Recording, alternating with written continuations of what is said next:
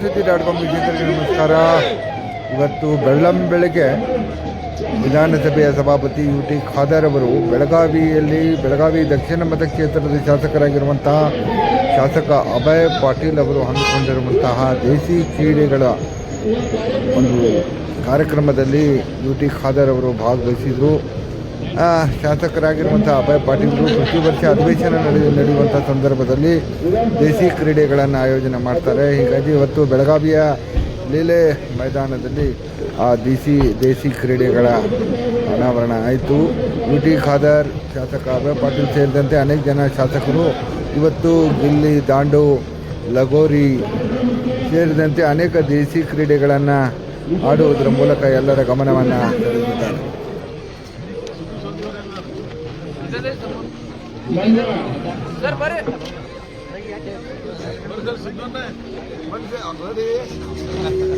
ಇವರು ಪ್ರತಿ ಸಲ ನಮ್ಮ ಇದಕ್ಕೆ ಬಂದಿರ್ತಾರೆ. ಅತ್ಯುತ್ತಮವಾಗಿ ಅಳಿಲು ಮಾಡುವಂತ ಬೆಳಗಾವಿ ದಕ್ಷಿಣ ಶಾಸಕರು ಬಾಲ್ಯಸನದಲ್ಲಿ ಆಟ ಆಡ್ತಾ ಇದ್ದೀವಿ. ಅವರನ್ನು ಪ್ರತಿ ವರ್ಷ ಬೆಳಗಾವಿ ದಕ್ಷಿಣ ಕ್ಷೇತ್ರದ ಶಾಸಕರು ಪ್ರತಿ ವರ್ಷ ಬಾಲ್ಯ ಆಟ ಆಯೋಜನೆ ಮಾಡುವುದು ಒಂದು ವಿಶೇಷ. ಕರ್ನಾಟಕ ವಿಧಾನಸಭೆಯ ಸ್ಪೀಕರ್ UT ಖಾದರ್ ಆಗಮನಿಸಿದ್ದಾರೆ.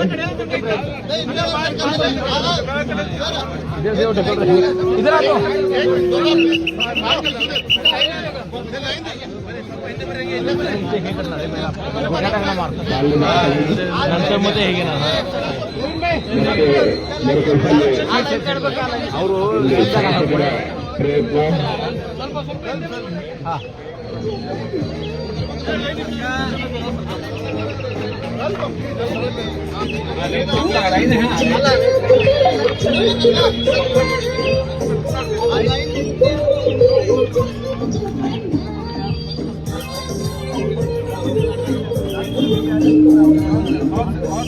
ಗಿರಿಜದ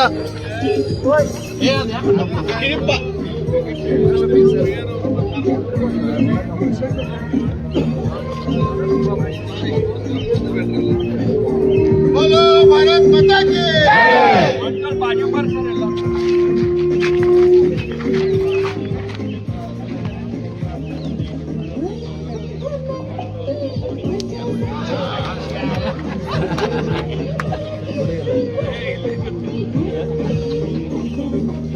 देश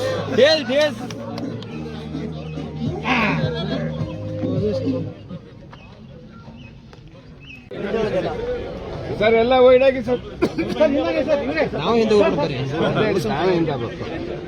ನಾವೇ ಇನ್ನ ಹಿಂದೆ ಹೋಗ್ಬೇಕು ಸರ್. ಅವ್ರು ಹೊರತು ತಗೊಂಡೋದ್ರೆ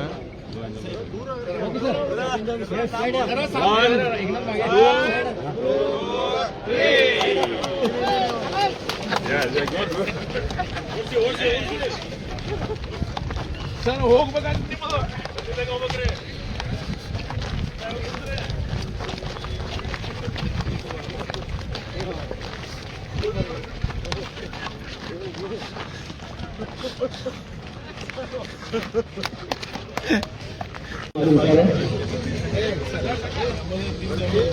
ಬಾಲ್ಯಸಭೆಯಲ್ಲಿ ಆಟ ಆಡ್ತಾ ಇದ್ದೀವಿ.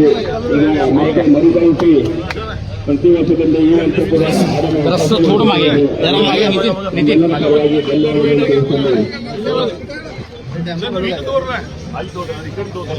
ಎಲ್ಲ ಕಾರ್ಯಕರ್ತರು ಒಂದು ವಿಲೇಜ್ ದಯವಿಟ್ಟು ಜಿಂದಲ್ ಮುಖ್ಯಮಂತ್ರಿ ತಮ್ಮ ಆಟಗಳನ್ನು ಮಾತಾಡಿ ಇದೊಂದು ವರ್ಷ ಒಟ್ಟು ಫಸ್ಟ್ ಇರ್ತಾರೆ.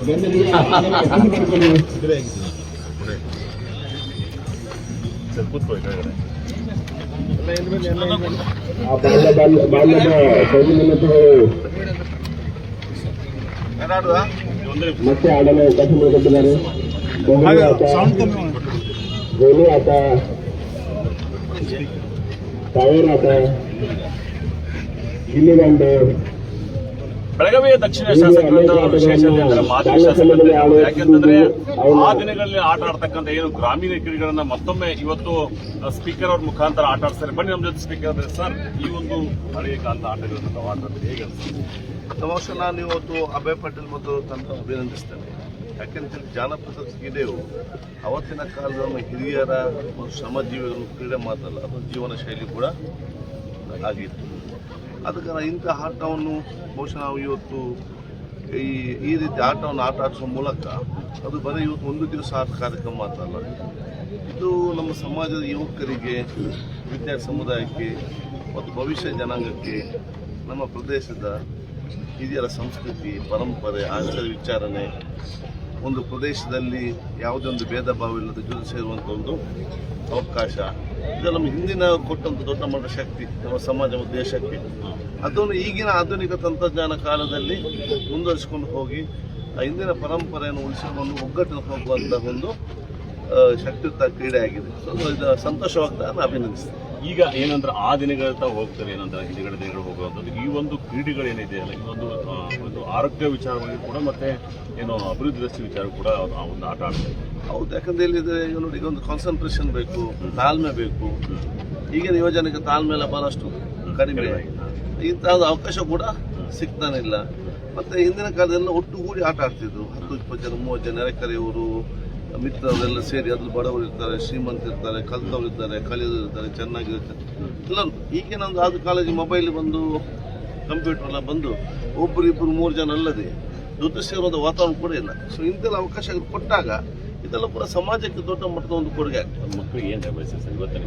ನಾನೆಲ್ಲ ಯುವಕರಿಗೆ ಹೇಳೋದಿಷ್ಟೇ, ಹಿರಿಯರ ಇದ್ದಂಥ ಬಾಲ್ಯದ ಆಟಗಳಿರಲಿ, ಇನ್ನಿತರ ವಿಚಾರಗಳಿರಲಿ, ಅದನ್ನು ಅರ್ಥ ಮಾಡಿಕೊಳ್ಬೇಕು, ನಮ್ಮ ವ್ಯಕ್ತಿತ್ವದಲ್ಲಿ ಮೈಗೂಡಿಸಿಕೊಳ್ಬೇಕು. ಅದರ ಮುಖಾಂತರ ಯಾವುದೇ ಆಧುನಿಕ ತಂತ್ರಜ್ಞಾನ, ಯಾವುದೇ ಭಾಷಾದ ಸಂಸ್ಕೃತಿ ಬಂದರೂ ಕೂಡ ನಮ್ಮ ಮಣ್ಣಿನ ಸಂಸ್ಕೃತಿಗೆ ನಮ್ಮ ಕಾಲು ಇಟ್ಟುಕೊಂಡು ಹೋಗೋ ವಾತಾವರಣ ನಿರ್ಮಾಣ ಮಾಡಬೇಕಾದ್ರೆ ಇಂತಹ ಹಿಂದಿನ ಎಲ್ಲ ವಿಚಾರಗಳು ಮತ್ತು ಆಟ ಇರಲಿ, ಸಂಸ್ಕೃತಿ ಇರಲಿ ಅತ್ಯ ಆಗಂತ ಹೇಳಲಿಕ್ಕೆ ಬಯಸ್ತೇನೆ. ಅಭಯ್ ಪಟೇಲ್ ಸರ್ ಏನಂತಾರೆ, ಪ್ರತಿಯೂ ಕೂಡ ಏನಂದ್ರೆ ಭೂಮಿಯ ಜೊತೆ ಆಟ ಆಡೋದು, ಭೂಮಿ ಜೊತೆ ಯಾರು ಕನೆಕ್ಟ್ ಇರ್ತಾರೆ ಅವ್ರು ಕೂಡ ಎಲ್ಲ ಒಂದು ಆರೋಗ್ಯವಂತ ಇರ್ತಾರೆ. ಈಗ ಆಟಗಳನ್ನು, ಗ್ರಾಮೀಣ ಕ್ರೀಡೆಗಳನ್ನ ಪ್ರತಿ ವರ್ಷ ಕೂಡ ಆಯೋಜನೆ ಮಾಡ್ತಾರೆ. ಏನು ನಾವು ಕಳೆದ 9 ವರ್ಷದಿಂದ ಮಾಡ್ತಿದ್ದೆ, ಇದು 10ನೇ ವರ್ಷ. ನಾನು ಖಾದರ್ ಸಾಹೇಬ್ರಿಗೆ ವಿಶೇಷವಾಗಿ ಧನ್ಯವಾದ ಹೇಳ್ತೀನಿ. ಅವ್ರು ಬಂದಿದ್ದರಿಂದ ಇದಕ್ಕೆ ಪ್ರಚಾರ ಪ್ರಸಾರ ಹೆಚ್ಚಾಗ್ತದೆ. ಈ ರೀತಿ ಅನೇಕ ಕಡೆ ಕ್ರೀಡೆಗಳು ಪ್ರಾರಂಭ ಆಯ್ತಂದ್ರೆ ನಮ್ಮ ಲುಪ್ತಾಗುವಂಥ ಕ್ರೀಡೆಗಳಿಗೂ ಜೀವನ ಬರ್ತದೆ. ಎರಡನೇದು ಇವತ್ತು ಯುವಕರಿಗೆ ಇದು ಭಾಳ ಅವಶ್ಯಕತೆ ಅದ. ಈ ಪ್ರತಿಯೊಂದು ಆಟದ ಹಿಂದೆ ಒಂದು ವಿಜ್ಞಾನ ಅದ. ಇನ್ನೊಂದು ಗೋಟಿ ಆಡಬೇಕಂದ್ರೆ ನೇಮ್ ಹಿಡಿಬೇಕು, ನೇಮ್ ಹಿಡಿಬೇಕಂದ್ರೆ ಏಕಾಗ್ರತೆ ಬೇಕು. ಇವತ್ತು ಅದು ಎಲ್ಲಿ ಅದ? ಹೀಗಾಗಿ ಇವೆಲ್ಲ ಆಟಗಳದಾವ. ಹೀಗಾಗಿ ಇವತ್ತಿನ ಆಟ ವಿಶೇಷ ಮೆರಗು ಖಾದರ್ ಸಾಹೇಬರು ಮತ್ತು ಸಿದ್ದು ಸೌದಿ ಅವರು ಬಂದಿದ್ದರಿಂದ ಇನ್ನೂ ಇದು ಹೆಚ್ಚಿಗೆ ಪ್ರಚಾರ ಸಿಗ್ತದೆ. ಇದು ಏನಂತಂದ್ರೆ ಬೆಸ್ಟ್ ಎಕ್ಸರ್ಸೈಸ್.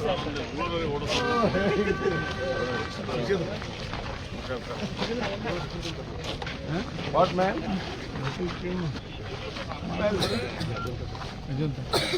ಆದ್ರೆ ಅಲ್ಲ ಅದು